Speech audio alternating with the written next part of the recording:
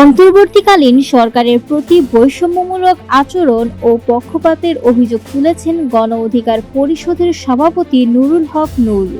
রাজনীতিতে ভারসাম্যহীনতা তৈরির আশঙ্কা প্রকাশ করে তিনি বলেন, একটি গণ অভ্যুত্থানের মাধ্যমে গঠিত জনপ্রিয় সরকার যদি কোনো নির্দিষ্ট দলের প্রতি হেলে পড়ে, তাহলে তার প্রতি জনসমর্থন কমে যাবে।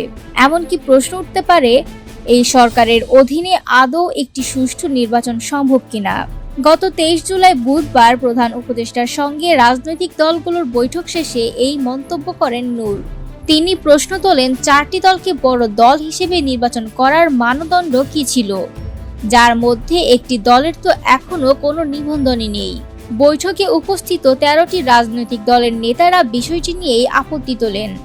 অভিযোগ, এনসিপিকে ঘিরে সরকারের পক্ষপাতমূলক আচরণ পরিলক্ষিত হচ্ছে।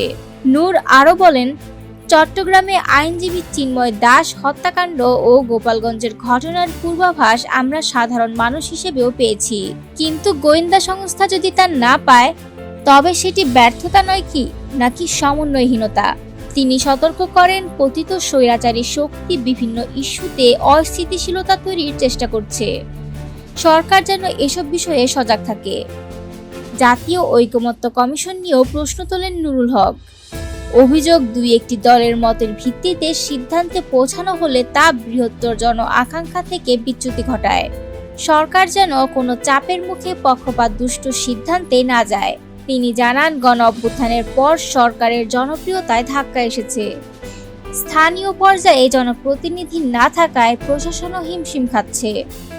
সবশেষে নূর বলেন, গত 11 মাসে এনসিপি ছাড়া অন্য কোনো ছাত্র সংগঠনের সঙ্গে মতবিনিময় হয়নি।